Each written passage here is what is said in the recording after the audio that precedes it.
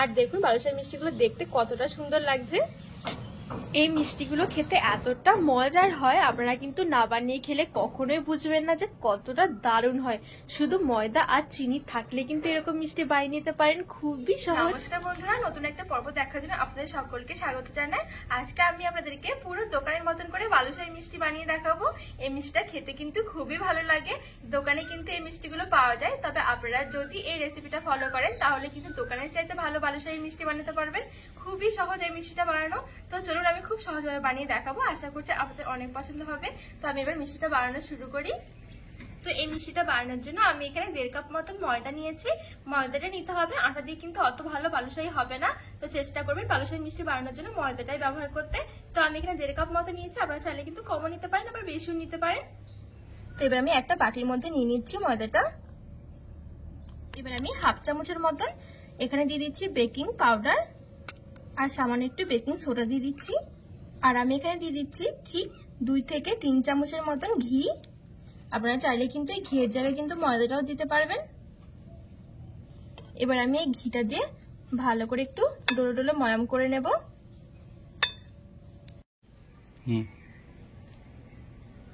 তো এখানে চাইলে কিন্তু সাদা তেলটাও দেওয়া যাবে, তবে ঘিটা দিলে কিন্তু ফ্লেভারটা খুবই সুন্দর হয়। তো এখানে আমি ঘিটা দিয়ে খুব সুন্দর করে ময়াম করে নিয়েছি। আর এই বালুশাহী মিষ্টি বানানোর জন্য কিন্তু এই ময়ামটা খুব ভালো করে করতে হবে। এই দেখুন আমি ঠিক এরকম ভাবে ময়াম করেছি, হাত দিয়ে চাপলে কিন্তু দেখুন পুরো জড়ো হয়ে যাচ্ছে, আর কিন্তু এটা ভাঙছেও না। ঠিক এরকম করে ময়াম করে নিতে হবে। আর হাত দিয়ে একটু প্রেসার করলে কিন্তু আবার সেই আগের মতন গুঁড়ো গুঁড়ো হয়ে যাচ্ছে। ঠিক এরকম করে কিন্তু ময়ামটা করে নিতে হবে। এবার আমি এখানে দিয়ে দেবো এবার 2 চামচের মতন টক দই।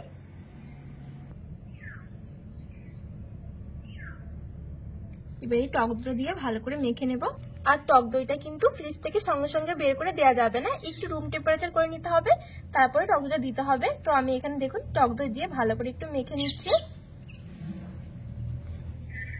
এবার আমি এখানে অল্প অল্প করে জল দিয়ে একটা ডো বানিয়ে নেব। আর ডোটা কিন্তু একদম কিন্তু নরম করলে চলবে না, আবার কিন্তু শক্ত নেই, তবে একটু শক্ত টাইপের করতে হবে। তো এবার আমি ঠিক অল্প অল্প করে জল দিচ্ছি, আর জলটা কিন্তু একবারে দেওয়া যাবে না, তাহলে পরে ডোটা আবার ঠিকঠাক হবে না। তো এখানে আমি জলটা দিয়ে দেখুন এরকম করে মেখে নিয়েছি।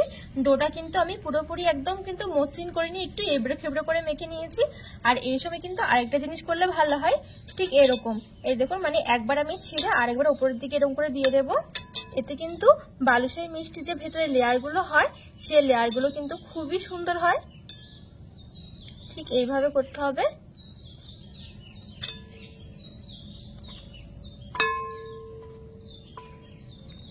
এবার আমি উপরটা একটু চেপে চেপে একটু মানে এরকম একটু মসৃণ করে নেব। তো ঠিক আমি এরকম করে নিয়েছি।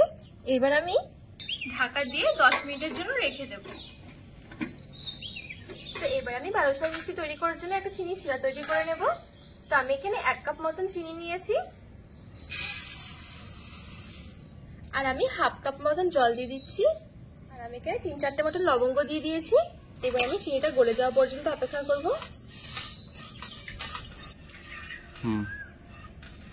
তো এখানে কিন্তু চিনিটা খুব সুন্দর করে গলে গেছে। আর আমি যেহেতু জলটা বেশি দিইনি তার জন্য কিন্তু এখনই দেখুন একটা চিটচিটে ভাব এসে গেছে, মানে একটা আঠালো আঠালো ভাব এসে গেছে। তো আর বেশি কিন্তু জাল করবো না, ঠিক এরকম একটা কিন্তু চিনির শিরা আমাদের দরকার। এবার আমি নামিয়ে এক সাইডে রেখে দেবো। আর এদিকে যে আমি বালুশাহীর জন্য যে ডোটা মেখে রেখেছিলাম এখানে কিন্তু মোটামুটি 10 মিনিটের মতন হয়ে গেছে। এবার আমি এই ডোটাকে দুটো ভাগে ভাগ করে নিচ্ছি।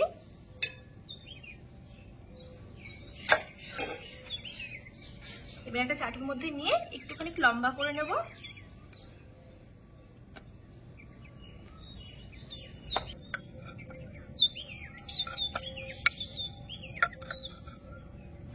এবার আমি এখানে ছোট ছোট করে কেটে নেব।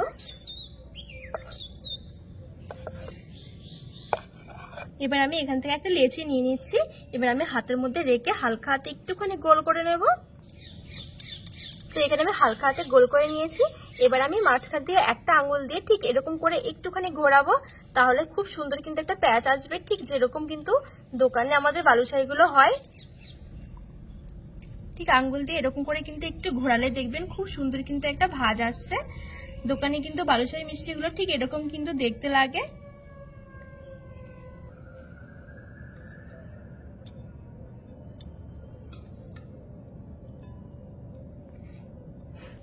সবগুলো বালুশাহী মিষ্টি ঠিক আমি এরকম করে তৈরি করে নেব। খুবই সহজ বন্ধুরা, আপনারা কিন্তু একটু দেখলে কিন্তু পুরো দোকানের মতন বালুশাহী মিষ্টি কিন্তু ঘরে বানিয়ে নিতে পারবেন।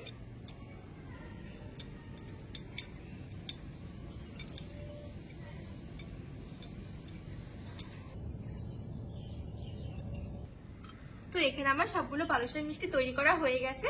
এবার চলুন এই মিষ্টিগুলো আমি ভেজে নেব। এবার আমি বালুশাহী মিষ্টিগুলো ভাজার জন্য কিছুটা তেল হালকা করে গরম করে নেব। তো এখানে তেলটা হালকা কুসুম করে গরম করে নিয়েছি। তেলটা কিন্তু খুব বেশি একটা গরম করা যাবে না, তাহলে পরে বালুশাহী মিষ্টিগুলো খুব তাড়াতাড়ি কালার চলে আসবে, ভেতর থেকে কাঁচা থেকে যাবে। তো তেলটা দেখুন এখন কিন্তু পুরো হাত দিয়ে ধরা যাচ্ছে, আর হাতে কিন্তু একটা কুসুম কুসুম গরম লাগছে। ঠিক এই অবস্থাতে কিন্তু আমি বালুশাহী মিষ্টিগুলো ছেড়ে দেবো।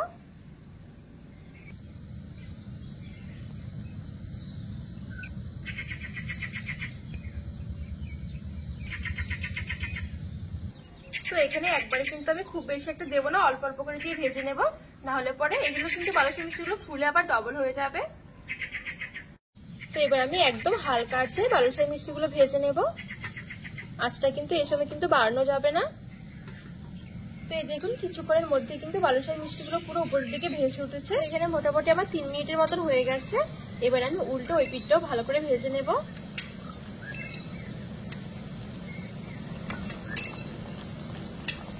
এখানে মোটামুটি আরো আমি 2 থেকে 3 মিনিটের মতন ভেজে নিয়েছি, আর এখন কিন্তু খুব সুন্দর একটা কালার এসেছে। আর এই বালুশাহী মিষ্টিগুলো একটু টাইম নিয়ে ভাজতে হয়, তাহলে কিন্তু খুবই সুন্দর হয়। তো এবার আমি উল্টে ওই পিঠটাও দেখে নেব।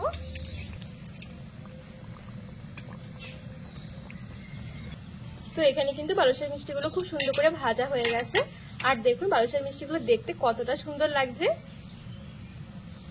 এবারে বালুশাহী মিষ্টিগুলো আমি তেল থেকে তুলে নেব।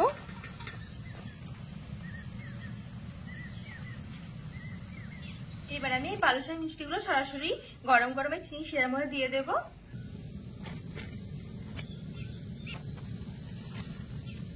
এবার আমি চিনি শিরার সাথে একটু ভালো করে মিশিয়ে নেব।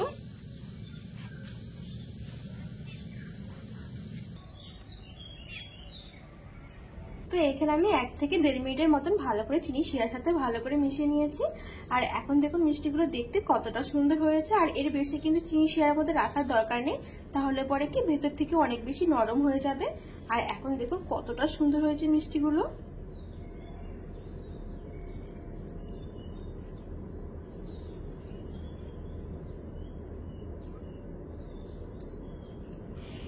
এইবার আমি একটা প্লেটের মধ্যে মিষ্টিগুলো সাজিয়ে নেব। আর মিষ্টিগুলো এতটা সুন্দর হয়েছে কি বলবো, শুধুমাত্র ময়দা আর চিনি থাকলে কিন্তু আপনারা এরকম মিষ্টি বানিয়ে নিতে পারেন।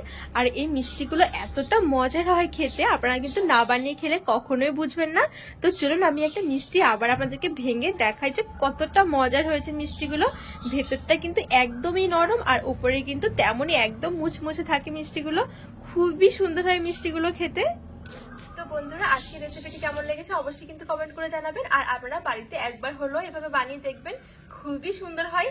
আর তো রেসিপিটি ভালো লাগলে একটু চ্যানেলটিকে সাবস্ক্রাইব করে পাশে থাকার অনুরোধ রইল।